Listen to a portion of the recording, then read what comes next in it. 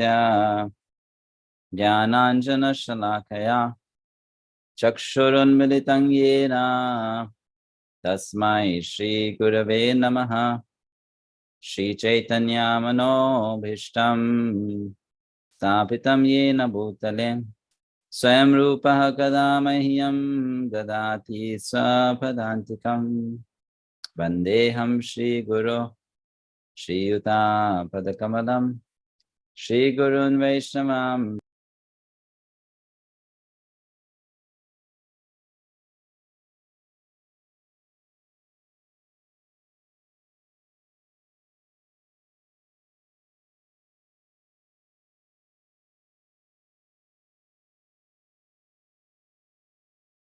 Shri Radha Krishna Badan Sahagana Lalita Shri Vishakhanvitanscha Namo Vishnupadaya Krishna Prishtaya Bhutale Srimate Bhaktivedanta Swamin iti namine Namaste Saraswate Deve Gauravani Pracharine Nirvisesha Shunyavadi Paschatya Deshatarine Namo Mahavadanyaya Krishna Prema Pradayate Krishnaya Krishna Chaitanya Namine Gaurtushe Namaha He Krishna Karuna Sindho Dinabandho Jagatpate Gopesha Gopika Kanta Radha Kanta Namostute Tapta Kanchana Gaurangi Radhe Vrindavaneshwari Vrishabhanusute Devi Pranamami Hari Priye Vanchakalpatarubhyascha Kripa Sindhubhya Evacha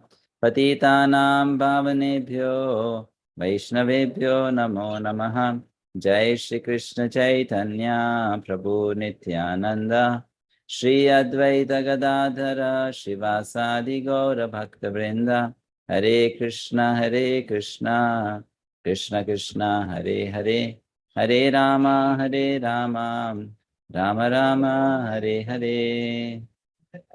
Thank you once again for joining. So we are going to start chapter 10 today. It's again one of the most confidential chapters of Bhagavad-gita because it lies in the middle of the Bhagavad-gita, just like chapter 9. So the title of this chapter is Vibhuti Yoga, the opulences of the Absolute. We'll chant the Mangalacharan for Bhagavad-gita. Namostute Vyasa Vishala Buddhe Fullaravindayata Patra Netre Yena Tvaya Bharata Taila Purnaha Prajvalito Jnanamaya Pradipaha Prapanna Parijataya Totra Vetraika Panaye Jnanamudraya Krishnaya Gitamritam Tuhe Namaha. So before we jump into this chapter, two quick questions. In chapter 9, verses 14, 22, and dash talk about highest form of bhakti. So what is that shloka? In chapter 9, verses 14, 22, and dash talk about highest form of bhakti. Okay, some say 34. 34? Well, okay, so it means you did not hear it well when I said that in the last class. It's 26. 12, 14, 12, 26. They talk about the highest form of bhakti. 34 is a summary. It is the most confidential instruction. In the last instruction, 9.34, Krishna gave dash number of orders to Arjuna. How many things he told Arjuna he should be doing? Yes, this is correct. Four things, 4 instructions to Arjuna, right? Now, in chapter 9, that was the last instruction. You remember, Manmana Bhava Madbhakto Madhyaji Mam Namaskuru. That Namaskuru, you think of me always. In continuation, Krishna is going to speak chapter number 10. In the words of Srila Prabhupada, this is the connection between the two chapters. In the previous chapter, Krishna concluded with the instruction to fix the mind upon him, Manmana. In this chapter, Krishna describes his opulences on which a devotee can fix his mind and remember him whenever he sees anything opulent, powerful, and beautiful in this world.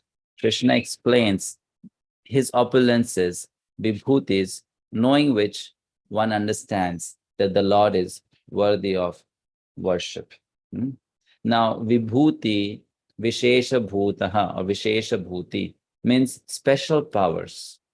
When we study Srimad Bhagavatam, then we'll study about Krishna's multiple expansions.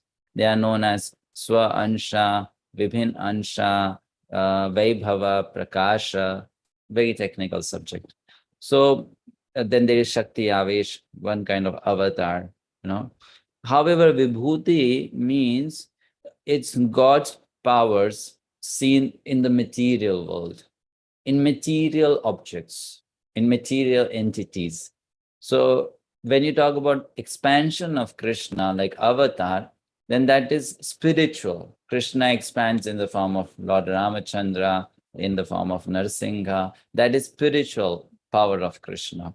But Vibhuti means Krishna's power, God's power, seen in the material world, in the material realm. So if I happen to see an object which is very, very beautiful, but is a material object, so that will be considered as Krishna's Vibhuti. So that's a difference between spiritual and material power. So this chapter, Lord Krishna is going to explain about his extraordinary power known as Aishwarya, which is a cause of bhakti, like Srila Baladeva Vidyabhushana explains. When you come to know a particular person more, which means you come to know about that person's powers, the influence that person has over others, naturally you feel some attraction towards that person. Oh, this person is so powerful, this person is so influential, this person is so charismatic, this person is so full of good qualities. So that person then draws our attention towards him or her. Similarly, when we come to know about God's powers, then God begins to draw our attention, that God is so great. So then our attention goes there naturally, and that becomes a cause of devotion. In chapter 7, Krishna spoke about his powers. In chapter 8, Krishna spoke about his powers. In chapter 9, also Krishna spoke about his powers. But there he spoke about them here and there, in tits and bits, not fully focused on that topic. He spoke about bhakti, he spoke about his powers. In chapter 10, Krishna is going to exclusively talk about his powers. That's why the chapter title is Vibhuti Yoga, the opulences of the Absolute. Right? That's how this chapter is different from the previous chapters. And it's a very interesting chapter. You'll find similarities between this chapter and something we already studied in chapter 7 and 9. When that section comes, we'll ask you to look into it in detail. So the chapter has 40 shlokas, I think 42, maybe, 42. So the first 7 shlokas, they talk about the topic, Krishna is the origin of everything. That is one of Krishna's powers. He's the source of everything. Everything comes from him. So that is explained here. We will look at the verses first. Let's chant the verses first, and then we go to the purports. So this chapter 10, the opulences of the Absolute.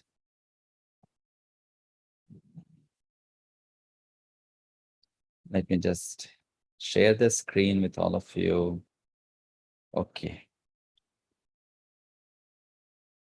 Shri Bhagavan Vacha Bhuya Eva Mahabaho Shinu Me Paramam Vachaha Yatteham Priyamanaya Vakshyami Hitakamyaya. Next verse. Na me viduho suraganaha prabhavam na maharshayaha aham adir hidevanam maharshinam cha sarvashaha. Text 3. Yo mamajam manadim cha vetti loka maheshwaram asam mulaha samarteshu sarvapapahi pramuchyate. Text 4. Buddhirjnanam sammoha shama satyam dama shamaha sukham dukkham bhavo bhavo bhayam cha bhayam evacha ahimsa samata tushtes tapodanam yasho yashaha bhavanti bhava bhutanam matta eva prithak vidaha. Text 6.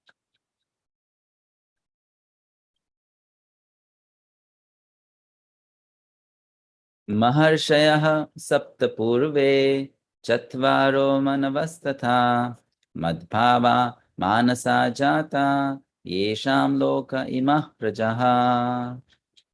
And finally text 7. Etam vibhutim yogam cha mama yo veti tatvataha so vikalpena yogena yujyate natra sangshayaha. Text 1. Text 1, Krishna is himself on his own speaking to Arjuna without Arjuna asking a question. He says, Bhuya eva mahabaho shinu me paramam vachaha yatteham priyamanaya vakshyami hitakamyaya. The Supreme Personality of Godhead said, listen again, O mighty armed Arjuna, because you are my dear friend. For your benefit, I shall speak to you further, giving knowledge that is better than what I have already explained. A much better knowledge. Why is this better? Because this is the how of the what was explained in previous chapter. Previous chapter, Krishna said, think of me. Now, how to think of Krishna is explained in this chapter. So it's more practical. It's more supportive. That's why it's better. It's more deep, right? So, and Krishna is saying, because you are my friend, for your benefit, I shall speak this to you. Out of his compassion for Arjuna, out of his kindness, Krishna is going, extra mile to explain these things to Arjuna. Because he loves Arjuna, he considers Arjuna as his dear friend. In this world, people who are counselors, I'm talking about professional counselors, advice givers, business coach, they charge for every single minute they talk, right? Every single minute they talk, they will charge extra minute, extra $100, extra 100 rupees or whatever it may be. They'll charge. But Krishna here is not charging Arjuna, no fee, because Krishna considers Arjuna as his friend.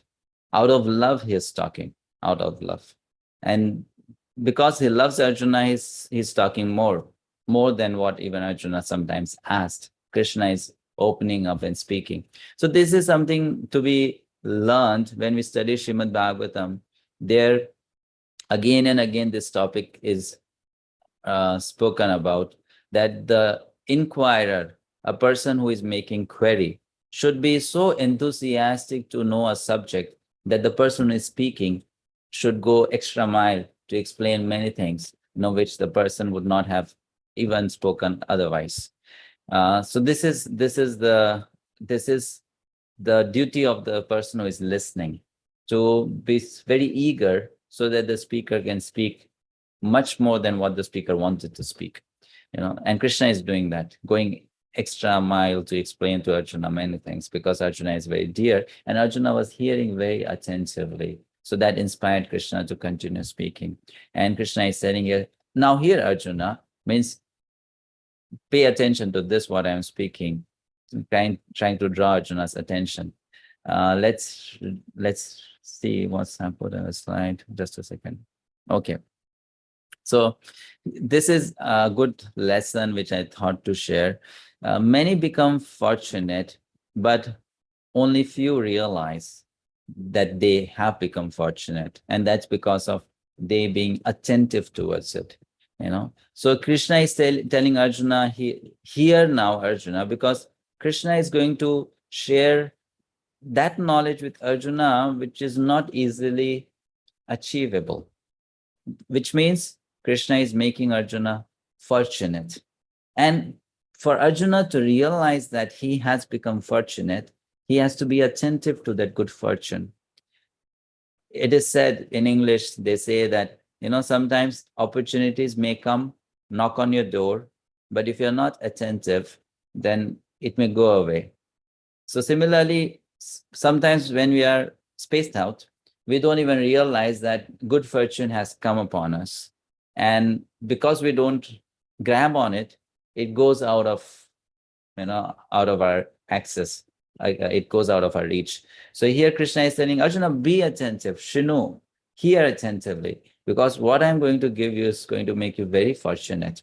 So the lesson is that many become fortunate, but only few realize. Attention makes them realize why they are fortunate, right?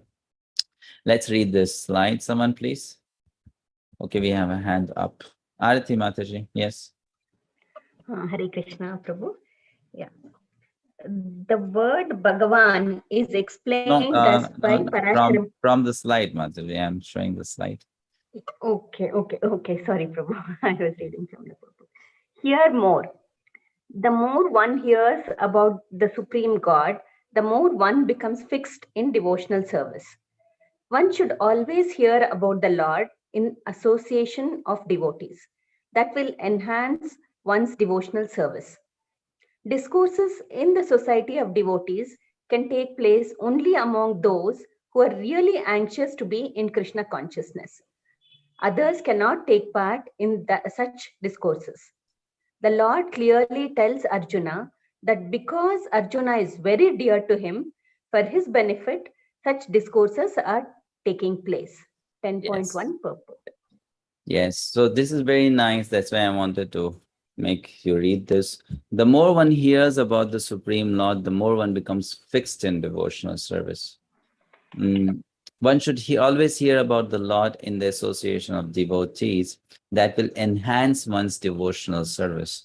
A reason why I emphasize so much on courses like Bhakti Sastri is because it gives opportunities to devotees to hear, to hear with attention, which otherwise they may not do. So busy in life, so many things to do, professional life, family life, then services in the temple, and then so many other anxieties, then we may not find time to do good quality of hearing. And Bhakti Shastri course, if one is sincere in pursuing it, forces you to attentively hear, forces you to attentively read, forces you to make notes, forces you to study. So it basically puts you in that zone that you cannot escape the task of hearing attentively. And that becomes very nourishing to one's spiritual life, very, very nourishing to one's spiritual life, right? So one should always hear about the Lord in the association of devotees, because hearing about Krishna is a devotee's spiritual food. If we don't eat food, we become weak. Similarly, if we don't hear about Krishna, spiritually we will become weak. And if you want to experience that weakness, for some days don't hear. And then you see, you will become spiritual weak. Your chanting will not be very nice. You will not feel happy while serving Krishna in any way. You will have so many, disturbing thoughts in your mind, so much of anxiety, and your intelligence will become very dull, contaminated by material contamination. But as soon as you hear a good lecture, even if it's just for half an hour, but attentively, you'll feel that you have become strong. Your willpower has become strong. Your determination has gone high. And those things which appear to be so difficult in spiritual life, those things become easily manageable just by hearing. And we should know it's a science. That's why people, those who are intelligent, they spend time to hear, quality hearing. Next, it's then discourses in the society of devotees can take place only among those who are really anxious to be in Krishna consciousness. Others cannot take part in such discourses. Those who are not anxious to be devotees, they'll find hearing about Krishna a boring activity. But those who are anxious to be devotees, they'll find hearing very, very interesting. The Lord clearly tells Arjuna that because Arjuna is very dear to him, for his benefit, such discourses are taking place. Hearing is so important. And this is the only way to allow Krishna to enter into our heart. Krishna enters through the sound vibration. And the more we hear that sound vibration, the more we are giving Krishna the opportunity to enter into our heart and stay in our heart. Make our heart as his home, his temple. So that beautiful song is there. Mama mana mandire rahu nishidin.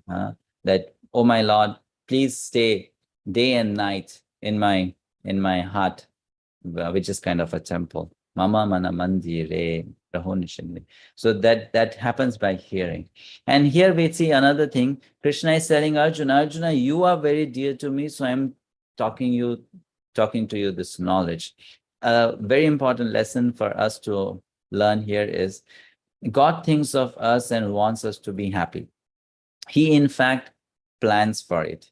So we must realize that truth. We think of Krishna, but Krishna also thinks of us. And the more Krishna thinks of a devotee, that much that devotee is fortunate.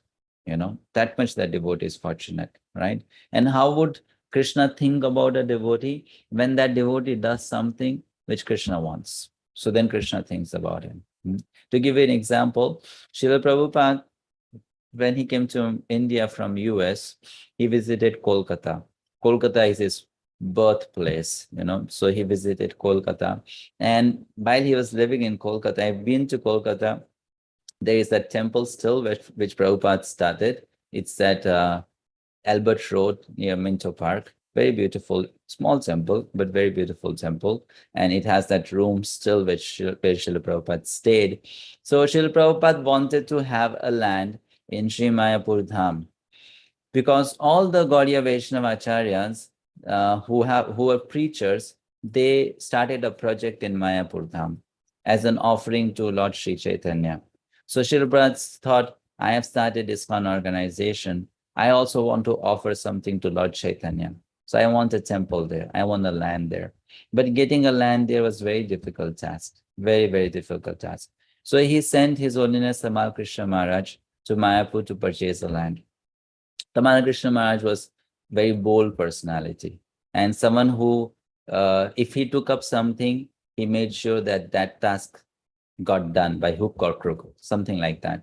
So he sent Tamal Krishna Maharaj to Mayapur, and Maharaj had to meet many gundas, many, dacoits, deal with them, because sometimes when you have to deal with property, you have to deal with these people who are in the black market, so he had to deal with those people. It was a question of life and death. And he did not come back to Kolkata on time. It was very late. He was supposed to reach back, but he did not come back. It was getting more and more late, 9 o'clock, 10 o'clock, 11 o'clock, 12 o'clock. And in those days, Mayapur was not like now it is. Now you have so many guest houses to stay there. It was not like that. If you went, you won't find a place to stay. You have to come back the same day. And because he had not returned so late at night, Srila Prabhupada, he did not sleep that whole night. He was just awake, waiting for his disciple to come back and give the news. What happened in Mayapur, So the point I'm trying to make is, because Tamal Krishna Maharaj was doing something for Srila Prabhupada also took the extra pain of staying awake whole night, thinking about him, right? So similarly, Krishna will think about his devotees or his children when they also go to the extent of sacrificing themselves or their life for the pleasure of Krishna. Then that reciprocation will be there. It will be reciprocal. Otherwise, it won't be there. We cannot expect something like that. That reciprocation will come when that person goes the extra mile to serve Krishna. So this thing is another important thing to learn here. Now let's look at a point which Prabhupada made in the purport, and we can have a discussion on this. The word Bhagavan is explained thus by Parashar Muni.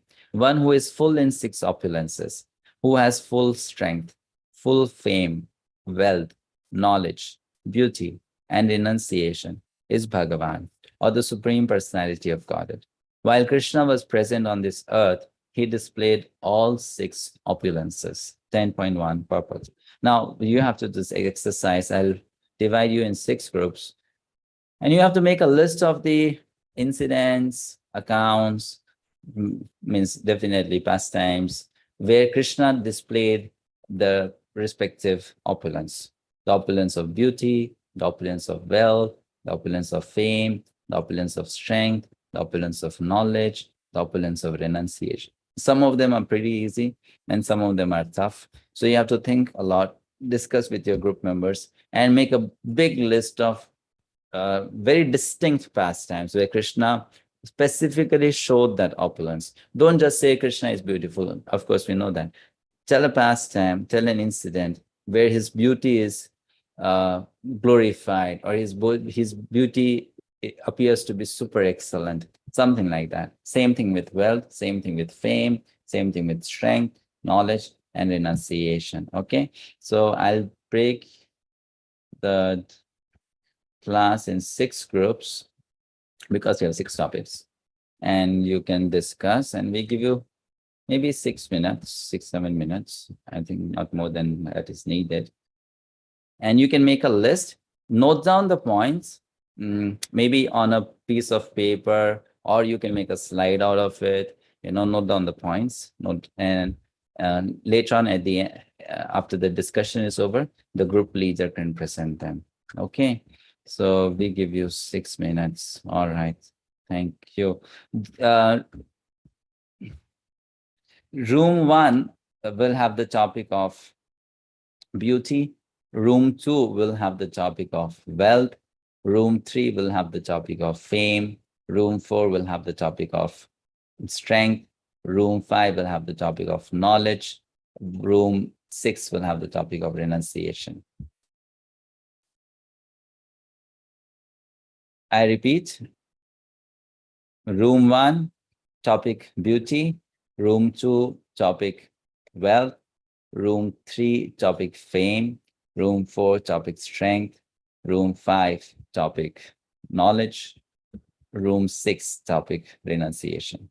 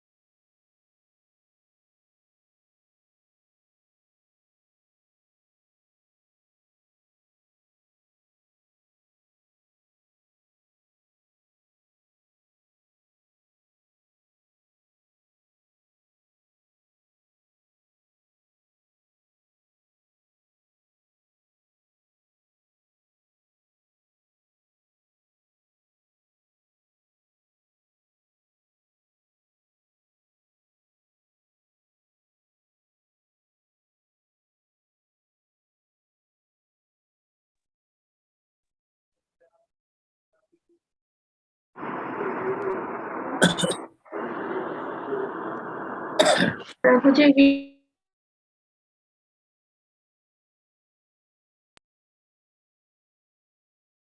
Hare Krishna. So could you complete the discussion? Yes. Yes, as far as we could. Yes, almost we have finished. Almost finished. Fine, okay, no problem. Even if you could not complete it, you still must have noted few points, no? Yes, Prabhu. That's fine. Actually, we Whatever can you never have complete. We can Yeah, never that's what I'm complete saying. his. On Krishna, we can never complete the discussion. Prabhu. Correct. Yes. So that's fine. Whatever points you could, we can continue with that. The group leaders can raise their hands. There must be 6 in total. Okay. So, yes. All right. Fine. Kennedy Prabhu, what was your topic? Your Hare group Krishna topic? Prabhuji, I represent the group 1. It was the beauty, opulence of beauty. Opulence of beauty. Yeah. The first point we have is the Mohini avatar is one point, and the Madan Mohan and Cupid in the Brahma Samhita, and Madhur Astakam is there, and there are Dwarka queens are there. So many queens were there, and when Krishna was born, the nearby villages all came to Nandagaon to see that Krishna was very beautiful, so they came there. And also the gopis, so many gopis in the Vrindavan left their husband just to be their husband of into Krishna. And also in the Damodar Leela, probably when Yashoda is a pure devotee of Krishna, even he himself, when he saw on the Diwali day when she was breastfeeding Krishna, at that time, by seeing the look of the Krishna's beauty, her milk became more and more nutritious and more tasteful. And Krishna also became so happy that he kept drinking it, and this kind of loop was continuously going on. And nearby, the milk was overflowing it, and all because of that infinite loop was going on. Yeah. These are some of the examples. Good. Yeah, good examples. Krishna as Madan Mohan, attracting the Cupid, Krishna getting attracted to his own reflection in the pillar of Dwarka, and Krishna in fact fainted looking at his own beautiful reflection, that who is this beautiful person? So many examples. Yes, Krishna as Mohini avatar, enchanting all the demigods, enchanting even Lord Shiva. So Krishna is very beautiful. Yes. Next, one more point I forgot. It was Katyani Brat also was there, so that they all prayed to so that they want to Krishna to be their husband. Yeah. Okay. Fine. Yes. Okay. Putana also, when she came to kill Krishna, the first thing she got attracted to was that baby's beauty. And she thought, oh, I have to kill this beautiful child. So sad. So even she could develop some vatsalya towards that baby Krishna because of Krishna's beauty. Got attracted to Krishna's beauty. Right? So Krishna is like that. Yes, we have next Annapurna Mataji. What's your topic? Hare Krishna Prabhuji, the topic is on wealth. Wealth. So, wealth. Okay. Hare Yes, Krishna. go ahead, Mataji. Yes. Yeah. In when Krishna was in Gokula, Maharaj, Krishna's father Nanda Maharaj had 9 lakh cows, and wish-fulfilling trees were around in his childhood. And in Dwaraka, the palace was built with spiritual gems, and he was sitting on a throne which is visualized with all many gems. And in pastime, I can discuss there's a fruit seller pastime where Krishna gave a lot of wealth to his devotee, Krishna is always willing to give away his wealth to his devotees, and materially and also spiritually. And another pastime is of Krishna and Sudama, where Krishna gave away wealth of friendship and also his wealth, so that without even Sudama telling, he gave away his wealth to him in sort of blessing. Yes. Okay. Also, we hear in Krishna book, we read in Krishna book that the assembly house that the Yadus had, that was much more opulent than the assembly house in the heavens, right? Krishna, when he was in Vrindavan, he had numerous kinds of flutes, and some of those flutes were made up of jewels, right? Not bamboo flutes, not metal flute. They were flutes made with jewels.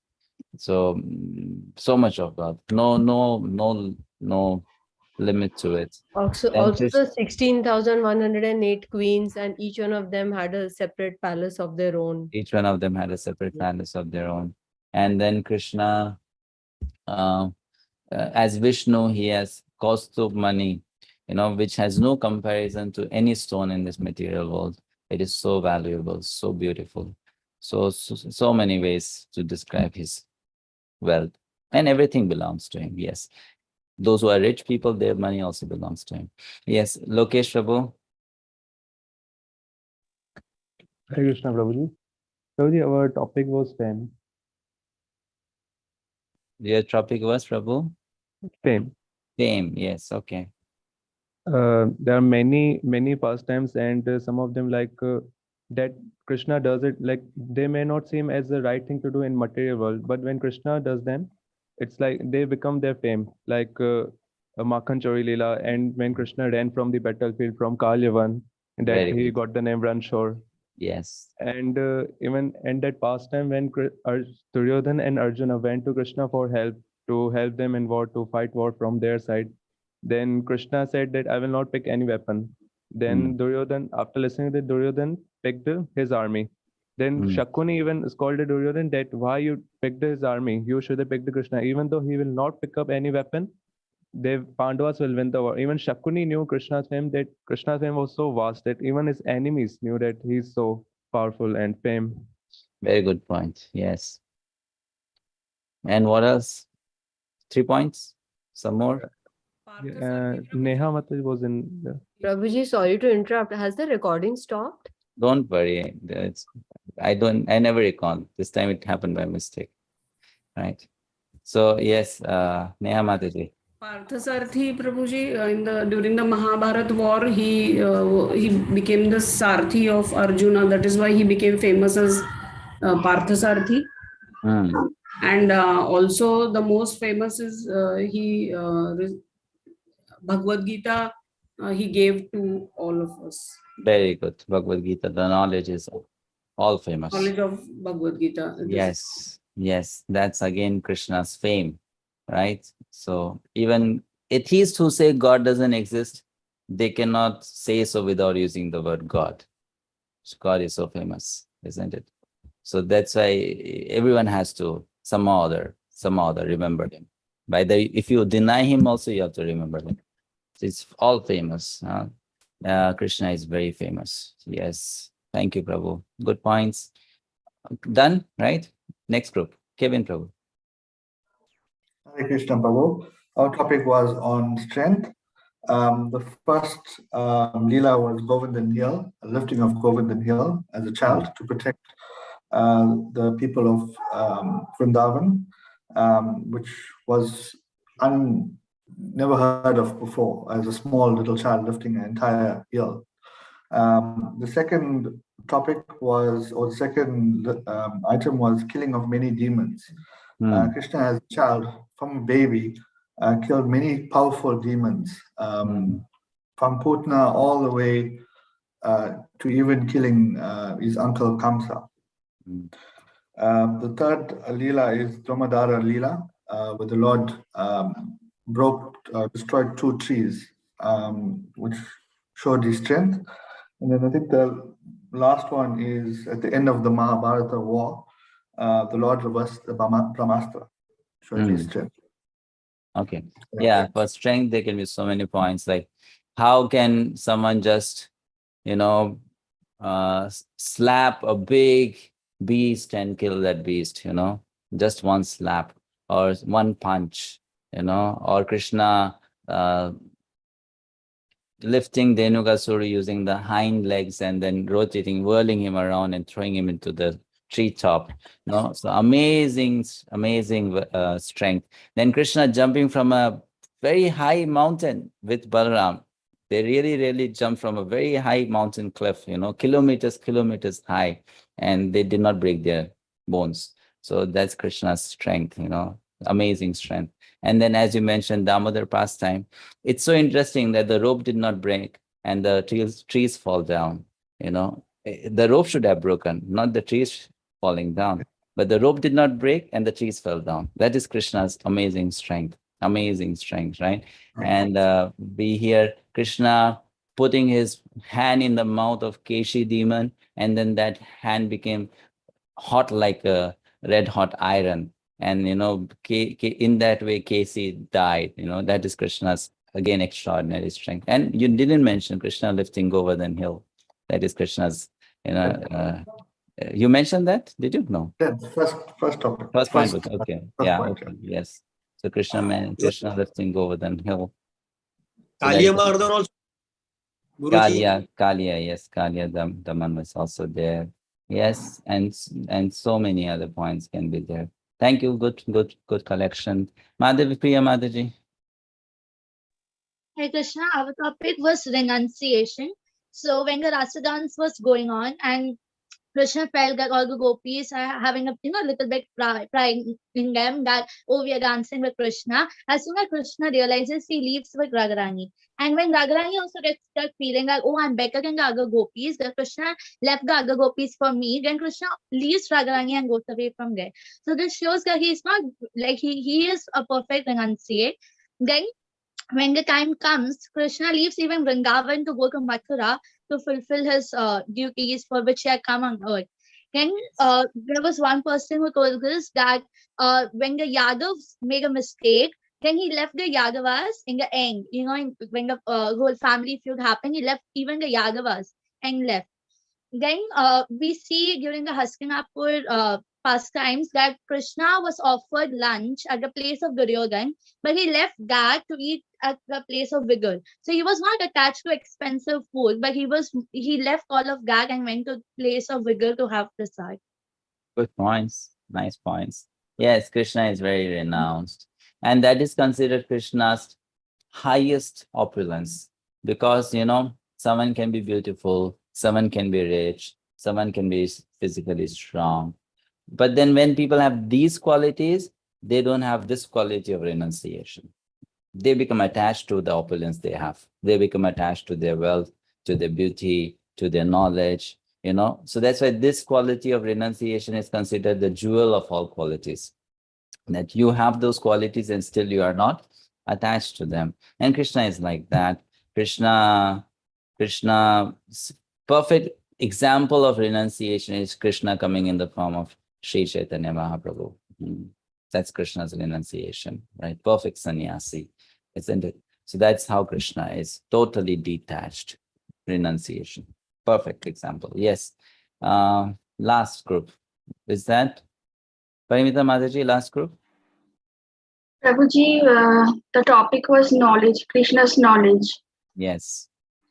So as we can see that Gita, it was spoken by Krishna, and Gita is itself the source of all knowledge. So it is clear that Krishna is the source of all knowledge. And also we can see that Krishna is described as the Jagat Guru. So Jagat Guru means the source of knowledge and who is giving the knowledge in all respect to the disciple Arjuna. So it is very clear that he is the Guru or the teacher who is full of knowledge. Okay. Hare Krishna Prabhuji, I am also from the group of knowledge. Actually, Krishna, all Vedas means knowledge. It all comes from Krishna's body. Yes. Yes. And then Krishna also instructed Chatusloki to Brahmaji in Bhagavatam. Yes. So that knowledge. And Uddhav Gita also, Mahaprabhuji. Correct. Krishna instructed Uddhav. Krishna instructed Uddhava. That's again knowledge. Yes, correct. And basically all the knowledge comes from Krishna. Another factor, another example of knowledge can be given as when he was in as a student in his guru's ashram, Sandipani Muni's ashram. In just 64 days, Krishna learned all the vidyas, all the kalas, which needs years and years and years to master. Krishna learned all of them in just few days. So that's again his immense knowledge. 64 vidyas and 14 kalas. Yes. All right, thank you. Good participation. Let's go to the next shloka, 10.2. Though now Krishna says, I'm telling you this confidential knowledge, Arjuna, but then in the next verse, he will say that this knowledge is not attainable by even great personalities. So why is Krishna speaking so? Just to make Arjuna more attentive and realize his fortune, that this is being made available to him. Na me vidu suragana prabhavam na maharshayaha aham adirhi devanam maharshinam cha sarvashaha. Neither the host of demigods nor the great sages know my origin or opulences. For in every respect, I am the source of the demigods and sages. So even the demigods and great sages don't know this knowledge. That's why this knowledge is supreme, param gyan. And why they don't know? Very simple logic. Because they are created by the Supreme Lord. They come from the Supreme Lord. So how can they know the Supreme Lord, right? Moreover, the Lord wants to say that only when his devotees tell about him or he talks about himself, then people can know him. A devotee in ISKCON, His Grace 𝗪𝗵𝗺 Prabhu, very senior devotee and a wonderful speaker, he generally gives this example to explain that in a funny way that, once a child was looking at the photo album of the marriage of his parents. So he was looking at the pictures, and he found everyone in those pictures, but he did not find himself, right? So he asked the father and mother that, Papa, Mama, where was I during your marriage? And everyone is there. Grandfather is there, grandmother is there, uncle, aunt, everyone is there. You are there, mother is there. But where am I? I'm not there, So the child does not understand that the child came after the marriage. So how can the child be there in the photo album of the marriage? Cannot be there. Similarly, everyone has come after Krishna, from Krishna. So how can they fully know Krishna? They can only know Krishna to some extent. To that extent, Krishna tells, only to that extent, right? Who knows clearly? This is a very beautiful verse I found from Rig Veda. Ko adha vedaka iha pravuchat kuta ajata kutayam vishishtihi 𝗪𝗏𝗿𝗍 visarjanaya athav ko vedayata abhabhuva. Who knows clearly? Who in this world can proclaim from where the universe was born, from where this creation has come? The devas come after the creation. Therefore, who knows from where it arose? So it's very difficult to understand Krishna. In Srimad Bhagavatam, when Bhishma Pitama is preparing to leave his body, he gives very good instructions to Maharaj Yudhishthir, so that Yudhishthir can become a perfect king. And that time Bhishma Pitama tells Yudhishthir, don't underestimate this person who is standing very close to you, this person called Krishna. Though this person appeared as your cousin, don't think that you can always understand his plans. No one can understand his plans, So instead of trying to always figure out his plans, better just do what he's asking you to do. Rather than trying to understand what is your plan, how it's going to work for me, and all those questions. You just follow his plan, So Bhishma Pitama said, you can never understand Krishna's plans. Very difficult, because our brain is too tiny to be able to fit, the plan of the Lord and understand how it's going to function. Too tiny. So you accept your path and you do your path, and that's success. That's perfection. Next verse now. What makes Krishna special? is continued there, explanation. Next verse. Just a second, let me see. Yeah. 10.3. Yo mam ajam anadim cha vetti loka maheshwaram asammulaha samarteshu sarva papaihi pramuchyate. He who knows me as the unborn, as the beginningless, as the supreme Lord of all the worlds, he only, undiluted among men, is free from all sins. So three qualities mentioned here. Ajam, Anadim, Loka Maheshwaram. Ajam means unborn, Anadim means beginningless, and Loka Maheshwaram means great Lord of all planets. Now, here we have an exercise for you, personal exercise. Take out few minutes to do it. You can use a notepad. I have mentioned on the right side in 2 columns, 9 entities. Material products is 1, Nitya Siddhas 2, Sadhana Siddhas 3, Nitya Baddhas 4, Shiva 5, time 6, material nature 7, Brahma 8, Krishna 9. So Nitya Siddha, Sadhana Siddha, and Nitya Baddha are all jivas, living entities. Nitya Siddha means eternally liberated. Sadhana Siddhas means through sadhana, through some spiritual practice, they became liberated. And Nitya Baddha means one who are conditioned by the 3 modes since immemorial time. So these 3 are jivas. Material products means matter,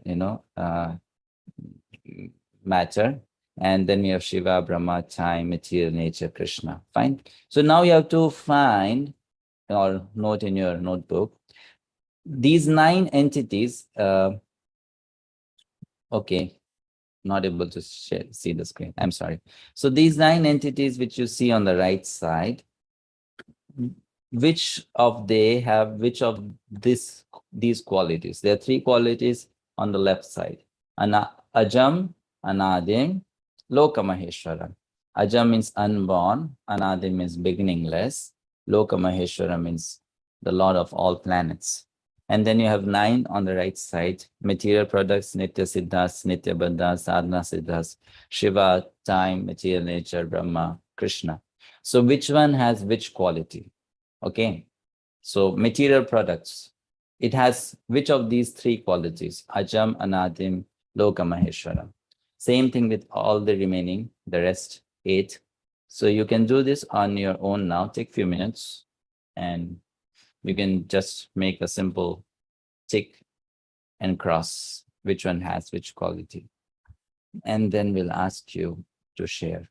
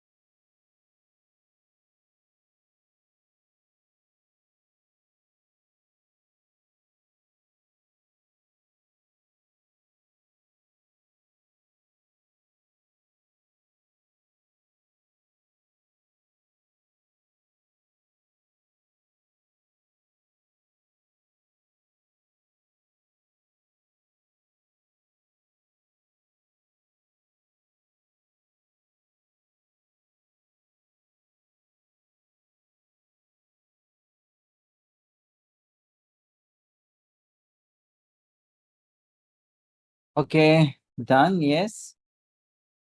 Could you complete? All right, fine. So what do you think? Material products, which qualities it has of these three? Ajam, Anadim, Loka Maheshwar. Loka Maheshwar, I think. Material products is the Lord of all planets? None of the three, Prabhuji. None of the three. None of the three. Yes, none of the three. Correct. None. Next, we have Nitya Siddha.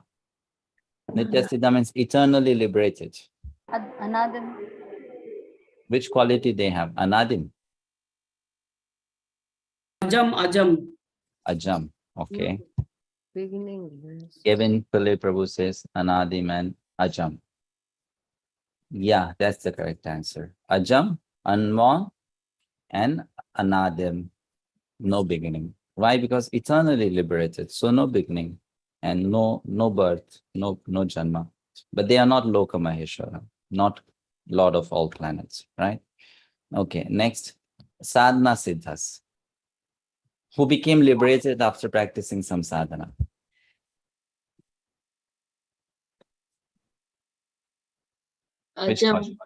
Which quality? Unborn. Ajam. Ajam, yes, Ajam. Unborn. But not Anadim. Why? Because their liberation had a beginning. Their liberation had a beginning. So not Anadi, but Ajam, unborn. Now they will never take birth again, so unborn. But Anadim, not. And of course, not Lok Maheshwar. Then we have Nitya Baddhas. Eternally conditioned. None of the qualities. They have to take birth. They have a beginning. They are not Loka Maheshwara. Right? Okay, good going. Lord Shiva. Loka Maheshwaram. Yes, very good. Yes, Loka Maheshwaram. Has a beginning, is born. Born from whom? Born from Krishna. But Loka Maheshwaram, Lord of all planets. Then time. Has all three qualities. Time has all three? First two. Then time, okay. Ajam and Anadim. Eternal time is Anadim. So time has one quality, Anadim, eternal, right? Time cannot be said unborn because time can never take birth. That possibility is not there, right? Of time taking birth, appearing in material world with a material body, right? So it's Anadim, it's beginningless. And time cannot be Loka Maheshwara because time is itself a force, it's a quality, it's not a person. So cannot be a controller, cannot be Maheshwara. Then we have material nature, Prakriti. Anadim. Ajam. Anadim. Beginningless. Anadim. Only Anadim.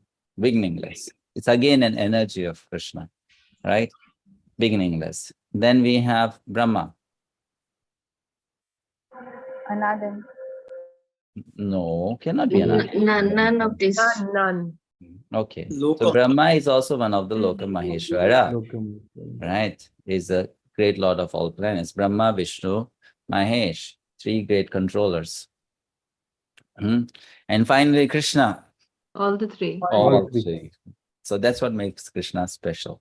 He has all the three qualities. He is unborn, he is beginningless, and he is Loka Maheshwara. He's the great Lord of all planets. Right? So, all right, now we can take a break, 2 minutes.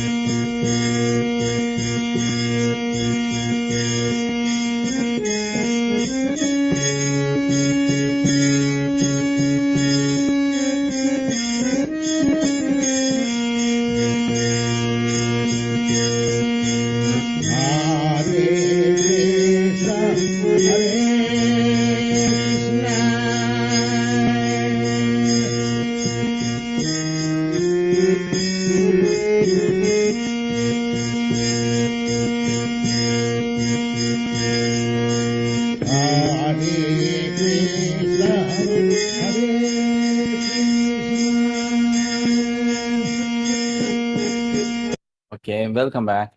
So this is a table which summarizes what you just did now. What has which qualities, or who has which qualities. So Krishna has all of them. And that's what makes Krishna special. Very, very special.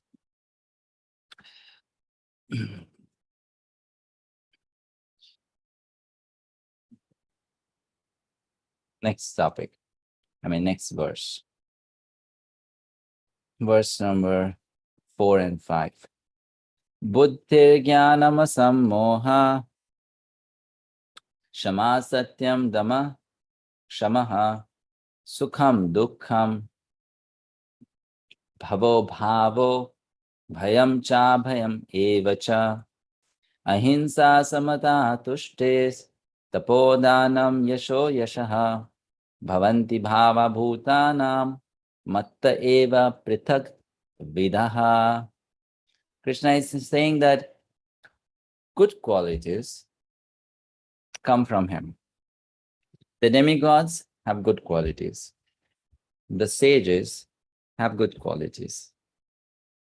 The difference between sages and demigods is that though demigods have good qualities, they are godly people, but demigods are also very much interested in sense gratification.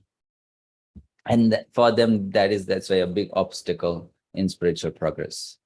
Now, but when you talk about sages, sages have good qualities and they're also not involved in sense gratification.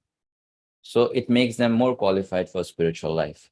But Krishna said in verse number 2, neither the demigods nor the great sages can know him. Right? And then in this 2 verses, he's talking about good qualities which don't qualify a person to know Krishna. What are the qualities here? Intelligence, first. Knowledge, second. Freedom from doubt. Delusion. Forgiveness. Truthfulness. Control of the senses. Control of the mind.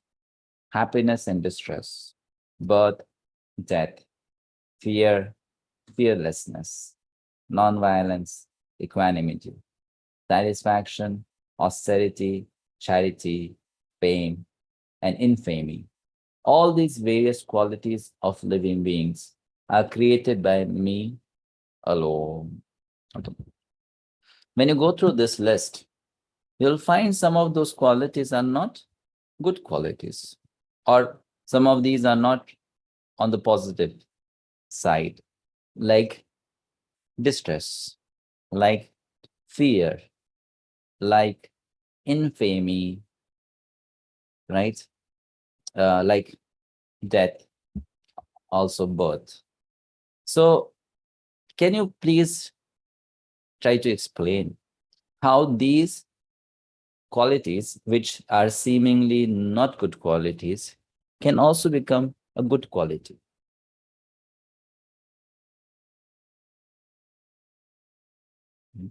How these qualities, like fear, can be a good quality.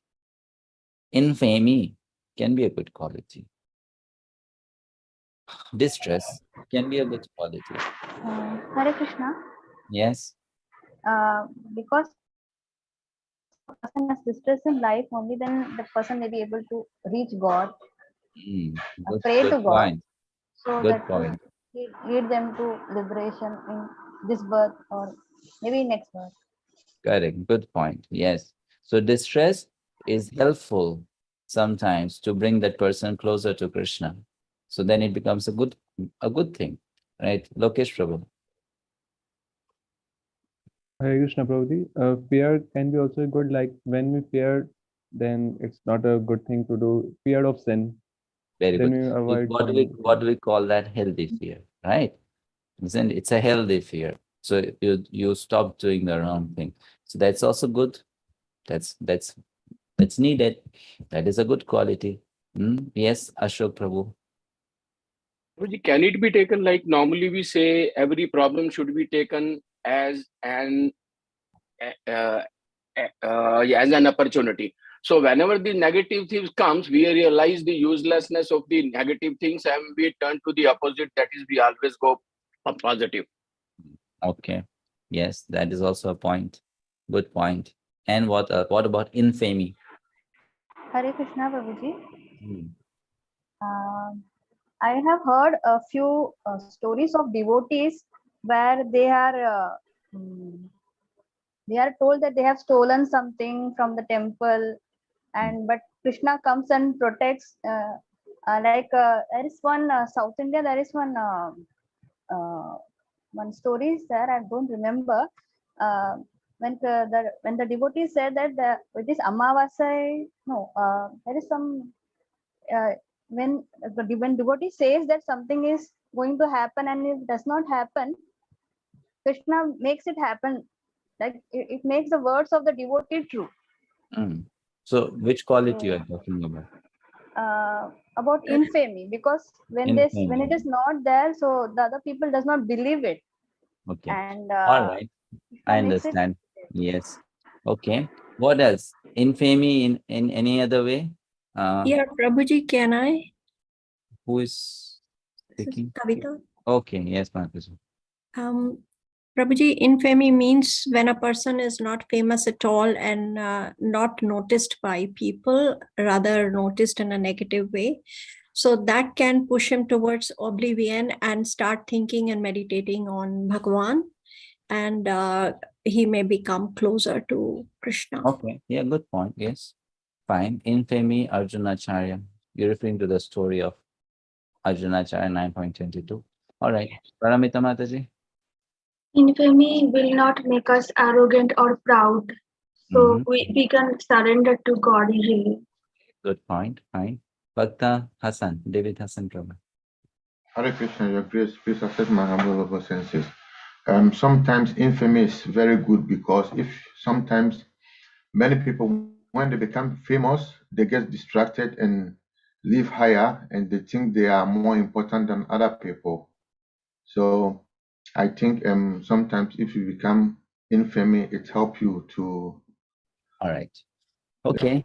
Thank you. Mahesh from. Yeah, knowledge, intelligence, Prabhu Parmeshwar cannot be understood by intelligence.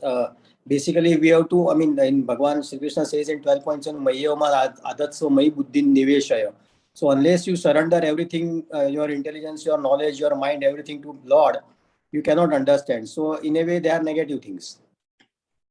Okay. So infamy can also be seen in this way.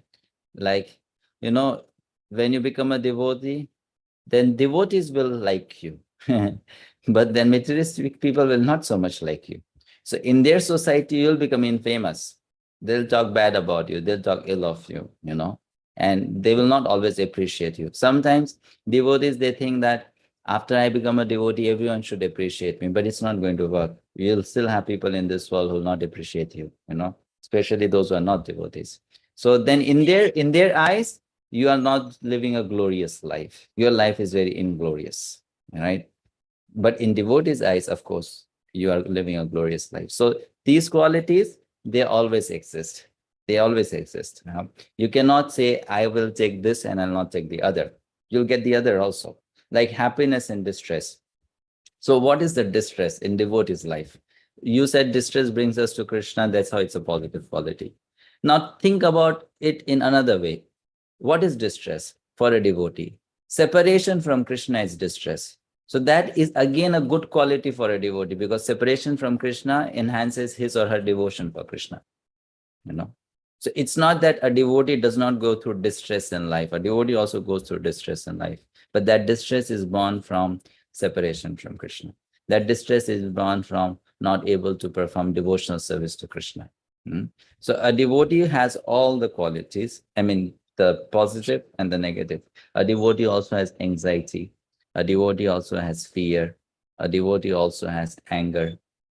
A devotee also may be in distress.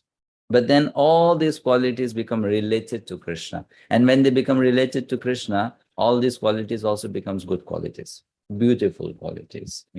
If someone is suffering because of separation from Krishna, that suffering is also very nice.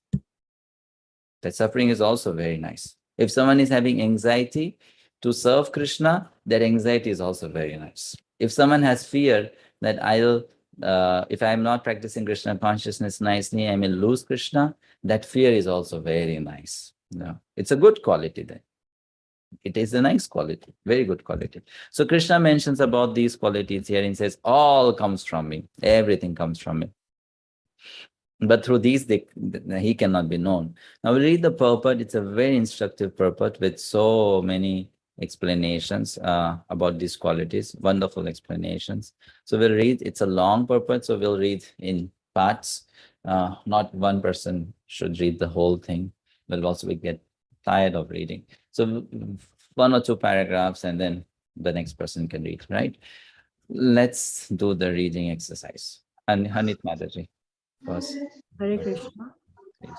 The different qualities of living entities, be they good or bad, are all created by Krishna, and they are described here. Intelligence refers to the power to analyze things in their proper perspective, and knowledge refers to understanding what is spirit and what is matter. Ordinary knowledge obtained by a university education pertains only to matter, and it is not accepted here as knowledge. Knowledge means knowing the distinction between spirit and matter. In modern education, there is no knowledge about spirit. They are simply taking care of the material elements and the bodily needs. Therefore, academic knowledge is not complete. Asam moha, freedom from doubt and delusion, can be achieved when one is not hesitant and when he understands the transcendental philosophy. Slowly but surely, he becomes free from bewilderment. Nothing should be accepted blindly. Everything should be accepted with care and with caution. Shama, tolerance and forgiveness, should be practiced. One should be tolerant and excuse the minor offenses of others. Satyam, truthfulness, means that facts should be presented as they are for the benefit of others. Facts should not be misrepresented. According to social conventions, it is said that one can speak the truth only when it is palatable to others. But that is not truthfulness. The truth should be spoken in a straightforward way so that others will understand actually what the facts are. If a man is a thief and if people are warned that he is a thief, that is truth. Although sometimes the truth is unpalatable, one should not refrain from speaking it. Truthfulness demands that the facts be presented as they are for the benefit of others. This is the definition of truth. Thank you, Mataji. Hare Krishna. Hare Krishna. David Prabhu, you can read further.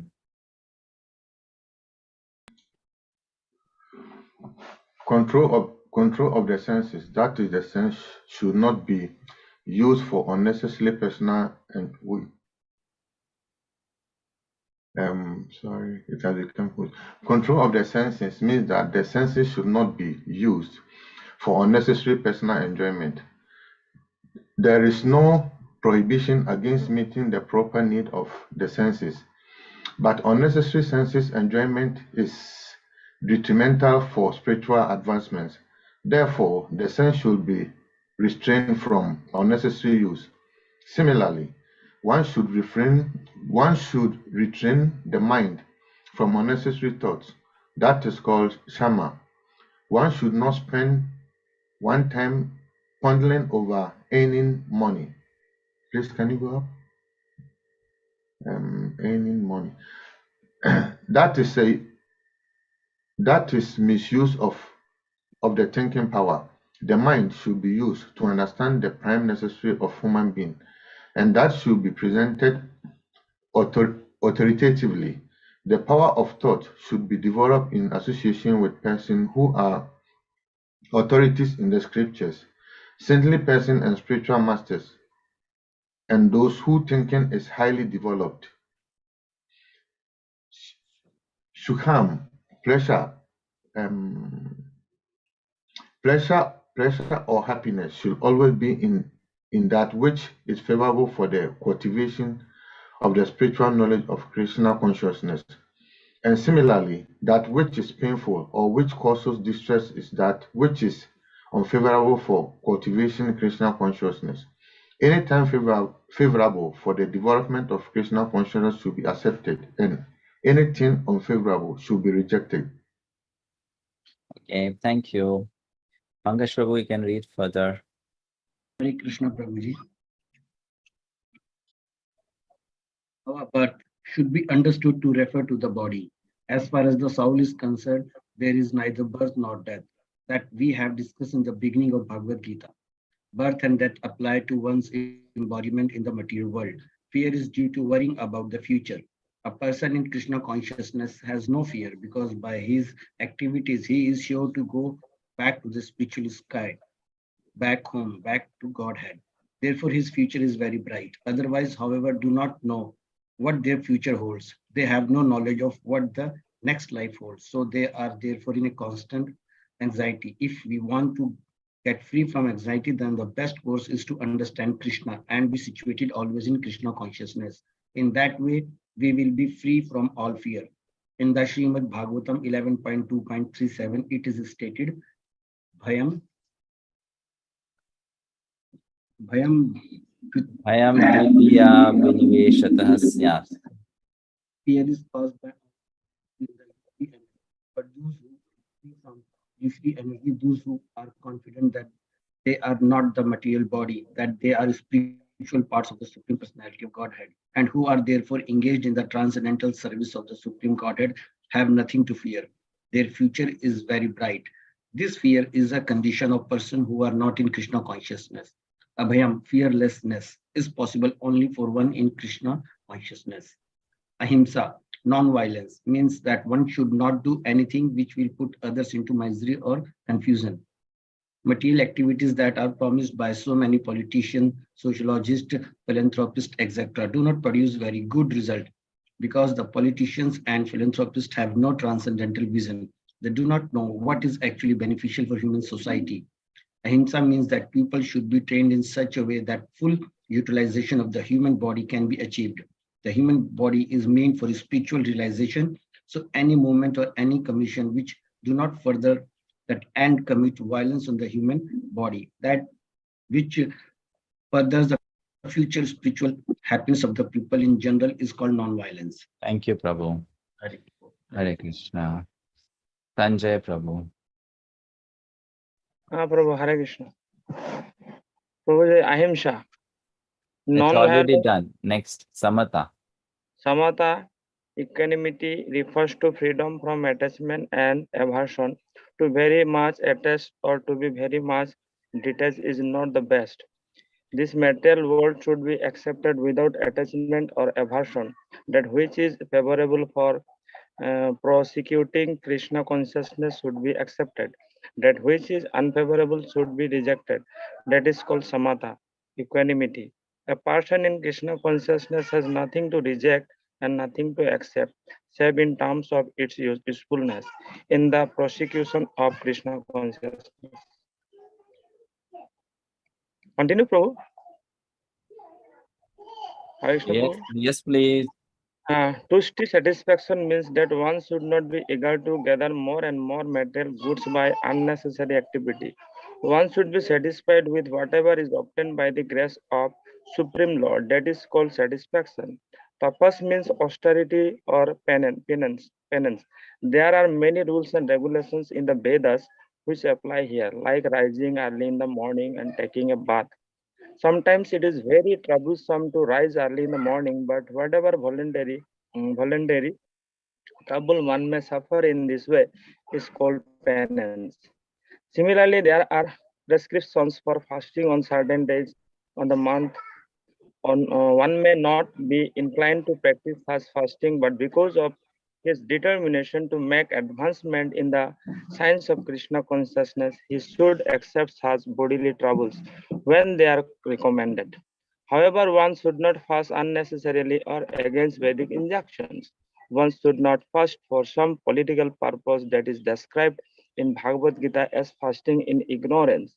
And anything done in ignorance or passion does not lead to spiritual advancement. Everything done in the mood of goodness does advance one. However, and fasting done in terms of the Vedic injunction enriches one in spiritual knowledge. Thank you, Prabhu. Kalpana Mataji.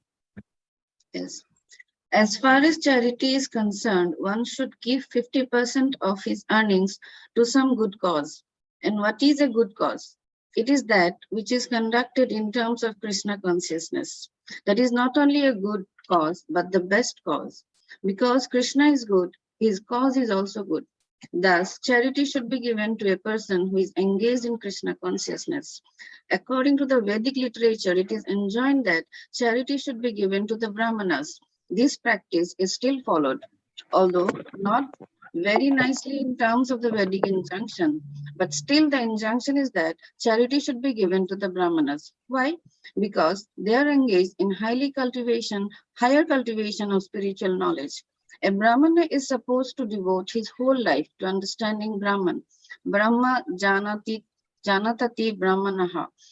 One who knows Brahman is called a Brahmana. Thus, charity is offered to the Brahmanas because they are always engaged in higher spiritual service and have no time to earn their livelihood. In the Vedic literature, charity is also to be awarded to one in the renounced order of life, the sannyasi. The sannyasi begged from door to door, not for money, but for missionary purposes. The system is that they go from door to door to awaken the householders from the slumber of ignorance. Because the householders are engaged in family affairs and have forgotten their actual purpose in life, awakening their Krishna consciousness, it is the business of the sannyasis to go as beggars to the householders and encourage them to be Krishna conscious. As it is said in the Vedas, one should awake and achieve what is due him in his human form of life. This knowledge and method is distributed by the sannyasis. Hence, charity is to be given to the renouncer of life, to the brahmanas, and similar good causes, not to any whimsical cause. Thank you, Mataji. Thank you. Rupanshri Mataji can read. Hare Krishna Prabhuji. Yash's fame should be according to Lord Chaitanya, who said that a man is famous when he is known as a great devotee. That is real fame. If one has become a great man in Krishna consciousness and it is known, then he is truly famous. One who does not have such fame is infamous. All these qualities are manifest throughout the universe in human society and in the society of demigods. There are many forms of humanity on other planets, and these qualities are there. Now, for one who wants to advance in Krishna consciousness, Krishna creates all these qualities, but the person develops them himself from within. One who engages in the devotional service of the Supreme Lord develops all the good qualities as arranged by the Supreme Lord. Please complete it. Oh, whatever we find, good or bad, the origin is Krishna. Nothing can manifest itself in this material world which is not in Krishna. That is knowledge. Although we know that things are differently situated, we should realize that everything flows from Krishna. Hare Krishna. Hare Krishna. So the entire purport is so instructive. Gives so many instructions, full of instructions on practical application, cultivating good qualities, you know. And if you read these purports by Srila Prabhupada, he doesn't, leave it for us to decide how to work on which quality. He is giving very clear instructions, very clear guidelines. If you want this quality, how can you develop that? If you want that quality, how can you develop that, So that he's mentioning very nicely. Ashok Prabhuji, you want to read or you have a question? Yes, I have a question, Prabhu. Okay, can we just complete 2 more shlokas and then take the For question? this shloka only, in fact. Okay, ask. In fact, all the qualities which we have mentioned, which is mentioned in 4 and 5, you have said that all these qualities do not necessarily qualify us to know Krishna. So my question is, Krishna can be known only by bhakti or devotional service, or when we practice these qualities, automatically we get certain additional qualities to know Krishna? No, you see, these qualities can be possessed by a person who's a devotee. And sometimes these qualities can also be possessed in minute quantities by those who are not devotees. Their possessing these qualities is a temporary affair. Like, to give you an example, someone can become very famous, but then soon that person can also lose all that fame. Someone can become very intelligent, but soon that person, when the body changes, can also lose that intelligence. So if these qualities are material assets acquired by someone on the basis of good karma, then these qualities are going to be lost. And these qualities can never be supporting factors to understand or know Krishna.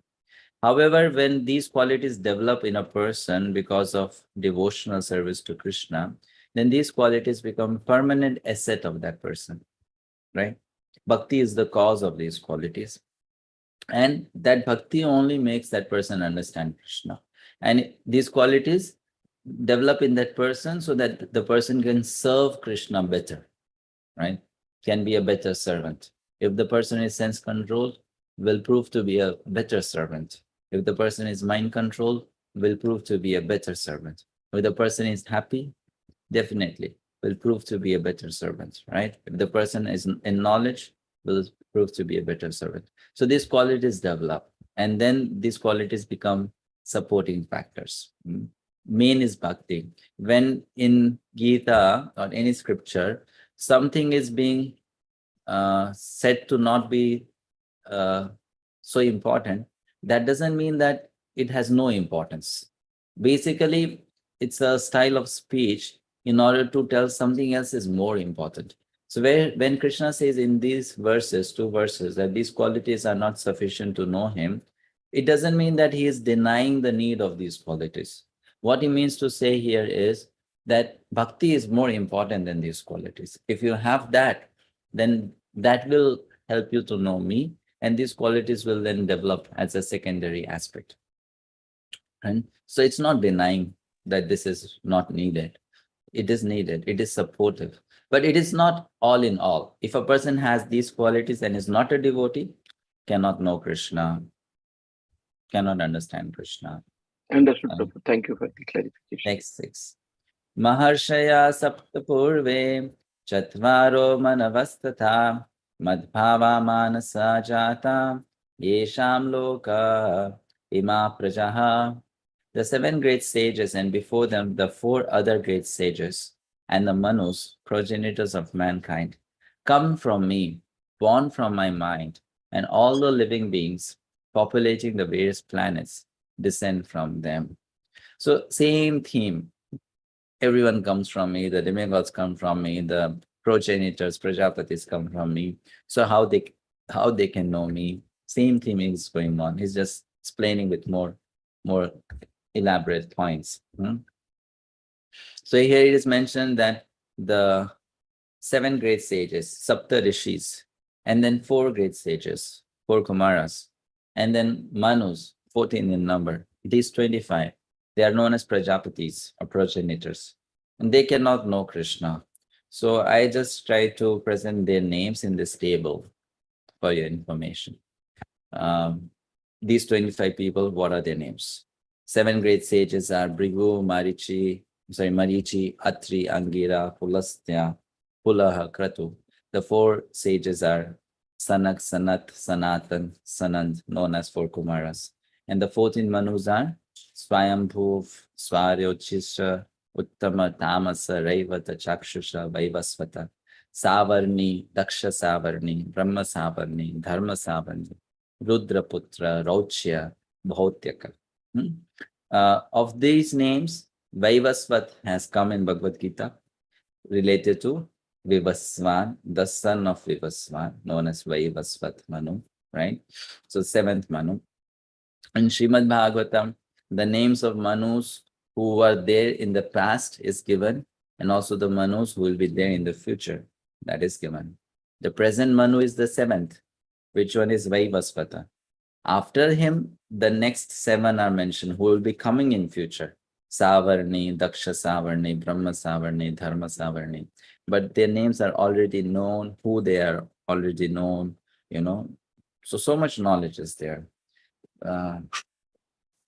The people who learn from the Vedas, they are not in blind ignorance. They know a lot more about the reality.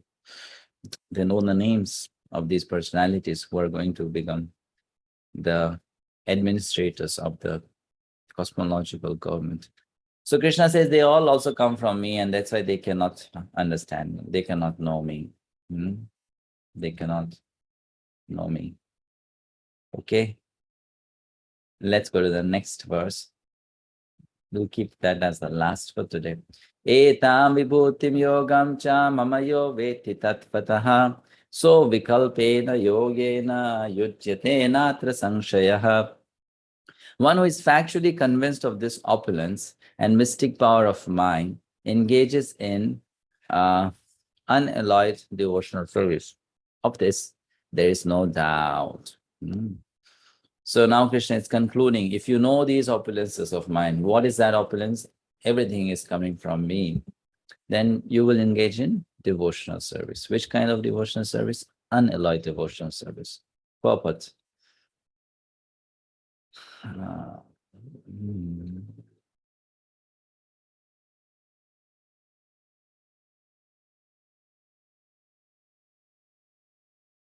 Okay, Ashok Prabhuji, you can read the Prabhupada. First 2 paragraphs. Thank you. Hare Krishna. The highest summit of spiritual perfection is knowledge of the Supreme Personality of Godhead. Unless one is firmly convinced of the different opulences of the Supreme Lord, he cannot engage in devotional service. Generally, people know that God is great, but they do not know in detail how God is great. Here are the details. If one knows factually how God is great, then naturally he becomes a surrendered soul and engages himself in the devotional service of the Lord. When one factually knows the opulence of the Supreme, there is no alternative but to surrender to him. This factual knowledge can be known only from the descriptions of Srimad Bhagavatam and Bhagavad-gita and similar literatures. In the administration of this universe, there are many demigods distributed throughout the planetary system, and the chief of them are Brahma, Lord Shiva, and the 4 great Kumaras and the other patriarchs. There are many forefathers of the population of the universe, and all of them are born of the Supreme Lord Krishna. The Supreme Personality of Godhead, Krishna, is the original forefather of all forefathers. Hare Krishna. Thank you. Hare Krishna. Finally, in the last line, Prabhupada says, one should not neglect to understand fully how great Krishna is. For by knowing the greatness of Krishna, one will be able to be fixed in sincere devotional service. Okay, we'll stop here. Any questions or comments?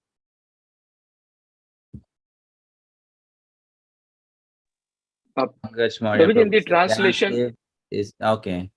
Yes. In translation, it's okay that one who is factually convinced of this opulence and mystic power of mind, he is engaged in unalloyed devotional service. So he is referring about again bhakti and other things, or his opulences, or all the qualities which have been mentioned in the 4th and 5th shlokas. My opulence and my mystic power, what do they exactly mean?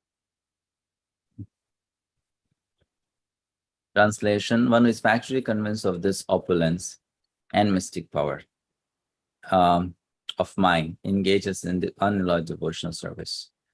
So here, if you look at the Sanskrit, the words are Vibhutim Yogam Cha. Mamayo Veti Tattvataha. Prabhupada translate Vibhuti as opulence and Yogam as mystic power. Fine. So Vibhuti refers to which all statements? Krishna says, I am the taste of water, I am the light in fire, I am the illumination given by sun and moon. That's Vibhuti of Krishna. What is Krishna's yoga, Aishwarya, or mystic power? That he's present when he's controlling the entire material nature, and still he's not affected by the material nature. What we studied in chapter 9, verses 4 and 5. I'm inside everything, yet everything is not in me. That's his yoga, Ishvara, right? So these 2 things, one who understands, and that person engages in pure devotional service. All right, Prabhu. Okay. Okay. Pankaj Prabhu says, Vyasadev's name is not mentioned here. Because Krishna here is talking about progenitors, Prajapatis. Vyasadeva is not a Prajapati, right? He's talking about a specific kind of sages. The 7 great sages are Prajapatis. The 4 Kumaras were also supposed to be Prajapatis, but they denied to be Prajapatis. And then 14 Manus, they're also Prajapatis. So he's talking about that particular set, patriarchs, progenitors. They are creators. So Krishna is saying, I'm the source of the creators, of those who give birth. I'm their source. Yes, you have another question. Hare Krishna Prabhuji. This shloka 4 and 5, these 20 qualities are mentioned. So to use this quality in a positive way for Krishna consciousness, so means I think we should, being as a grasta, I think I should means its best practice should be in only in sannyasa when one works completely for the Lord. Means if as a being a in grasta ashram, it's not seems to be possible for all this quality to be in positive way. Somewhere somehow we will drag into the negative shade of this thing. So I need more clarification. Okay, so you're saying that it's not practical to exhibit these qualities in Grihastha ashram. Not that it's not practical for all the Grihasthas. It depends on what is the level of advancement of you as a Grihastha. Some Grihasthas are very advanced in their Krishna consciousness. So they exhibit all these qualities, all the good qualities, because though they are in Grihastha ashram, they are no less than sannyasis in their consciousness. So they can exhibit. And then those who are not on that level, then they can work on a lower platform. Just like not all sannyasis are at the same level. There are different levels of sannyas. Not all brahmacharis at the same level. There are different levels of brahmacharya. Similarly, not all grihasthas are at the same level. There are different levels of grihasthas. Right? So it's not that it's not possible for anyone. There are so many grihasthas who are quite advanced in their spiritual life, very surrendered, very committed, very. Prabhuji, the level of grasta, I think there are many dependents and means all are related, other peoples are there. So the level should be on solely basis, means as a sannyasi, the one should be, only soul, is considered alone. So, but in a grasta. No, it's not like that. You see, when you say sannyasi is alone, then you are talking about a sannyasi who does nothing. If you talk about sannyasis in modern times, they are not alone. Sometimes those sannyasis have more responsibilities than the grihasthas. As a grihastha, a person may have to manage a family of 4 people or 6 people or 10 people. But then there are sannyasis who are managing families of thousands of people. Isn't it? So not just managing in the sense they're counseling, sometimes they're also financially supporting so many people, so many grihasthas. So it's not just about how much you are responsible in material world. That's not the main point here. The main thing is that what is your faith? How much is your faith and conviction, right? And on that basis, a person is going to function. So someone may have a weak faith and someone may have a very strong faith. It doesn't matter which ashram it is. Externally, practically speaking, the details will be different. But then consciousness is what matters the most. That's what matters the most. So even in Grihastha ashram, a person can cultivate that kind of consciousness. For us, it may appear to be very difficult because we are not there. And we think it's difficult to reach there soon. But it doesn't mean that they are not examples of people who are not there. They are examples of people who are there also. Isn't it? So, and they have come there not because of one day of practice. They have come there because of many years of practice. They are there. There are many such examples. In ISKCON, you find very inspiring examples of grihasthas who are so committed to the process of Krishna consciousness, so committed to the process of Krishna consciousness, So because they must have done a lot of bhakti in their previous life, or their conviction is very strong. So they exhibit all these qualities. They exhibit many good qualities they exhibit. Fine. Okay? Yes? Yes. All right. Guru Mayam Prabhu. Hare Krishna, Prabhuji. Prabhuji, talking about the different qualities of the living entities, one thing that I wanted to ask is about the anger. And talking about the anger in the Chaitanya Charitamrita in Adi Lila, there was a purport that a Vaishnava should be tolerant and not angry, but when insulted. But if there is blasphemy against one's guru or another Vaishnava, one should be as angry as fire. So in this context, Prabhuji, how to understand what is an insult and what is blasphemy, the thin line between this one. Can you please help me? There's no difference between insult and blasphemy. The difference is, in one situation, you are the object of insult. In another situation, the Lord is the object of insult. So when you are the object of insult, then what is being prescribed is you tolerate, taking it as your karmic reaction. But when the Lord is the object of insult, then you don't tolerate. That's the difference. So when it's about me, then I tolerate. When it's about the Supreme Lord, then I don't tolerate. Yeah, thank you. Yeah, thank you. Right? So that's how it is. Just like if there's a child, a grown-up child, and that child beats up his brother or sister, then the brother and sister may tolerate. But if that child beats up the father or mother, then the younger child may not tolerate that. How did you beat the mother, or how did you beat father? So then there might be a fight on that. So that's the point here. That's the point. Thank you for clearing. Yeah. Kalpana Mataji. Hare Krishna, Prabhuji. Prabhuji, Brahmaji is also called as Loka Maheshwaram, as you told today. He's created the material world, right? And he's also called as the highest living entity. Yes. In the material universe, yes. Because he's the first, no? And everyone is born from him. Even Shiva is born from him. And Shiva is born from Lord Brahma's anger. That's why his name is Rudra. So he's born from him. So that's why he's considered the highest living being. So if he is the highest living being, if we consider like that, then he is not Ajam and Anadim, then no? He is okay.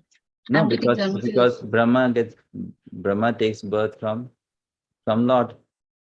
Lord's lotus navel.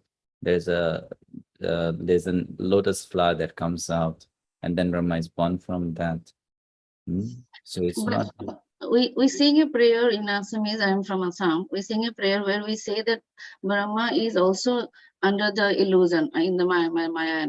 Yeah, Brahma is also under illusion, but then he has the quality of controlling the planets. That's why he's Loka Maheshwaram. Okay. But he's an illusion. Okay. He's an illusion. Why is he an illusion? Because he's not beyond the three modes. He's somewhat controlled by the three modes again. Krishna puts him in that situation. He's Guna avatar of Krishna, So Krishna puts him in that situation.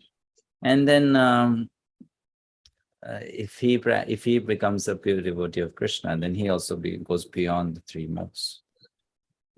Fine. Okay, thank you. Prabhuji, Nitya Baddhas means what you say? Nitya Baddhas? Nitya Baddha means those who are conditioned by the three modes from eternal time. Okay. Thank you, Prabhuji. Thank you. Thank you. Paramita. Prabhuji, why it is called Brahma, Vishnu, Maheshwaran? Because Brahma is not the highest creator. Brahma, Vishnu, Mahesh is called because these three murtis are the three most principal deities of controlling the universe. Brahma is for creation, Vishnu is for maintenance, and Mahesh, Lord Shiva, is for destruction, annihilation. So there are so many demigods, but then all those demigods, they function under these three chief personalities, Brahma, Vishnu, Mahesh. Within the realm of a universe, they are the highest deity. Brahma controller of creation, Vishnu controller of maintenance, and Shiva controlling destruction. Okay. But So if now Vishnu, though he functions with them, he is not of the same category. He is of a higher category. But you can say out of his humility or his compassion, he comes to their category and functions with them. You know, sometimes, like for example, there may be a company owner, and that company owner may work in a team at the same level with the other employees in the company, coming to their level and working with them in a project, right? Similarly, Vishnu comes to their level and functions. So that's why Brahma is one of the Maheshwaras, controllers. Okay, Hare Krishna. Hare Krishna. So the power of control is there. Then if you have to say supreme controller, then it will be limited to one person. That's why Brahma is telling in his prayer, no? It is he telling, he is a controller, and he is telling, Ishwaraha, which means controller, Paramaha, supreme, Krishnaha, So people will say, Brahma, you are a controller. But Brahma is saying, yes, I am. But Ishwaraha, Paramaha, Krishnaha. Krishna is the supreme controller. Okay. All right, we'll stop here. Thank you so much. See you tomorrow. Hare Krishna. Srila Prabhupada. See you tomorrow.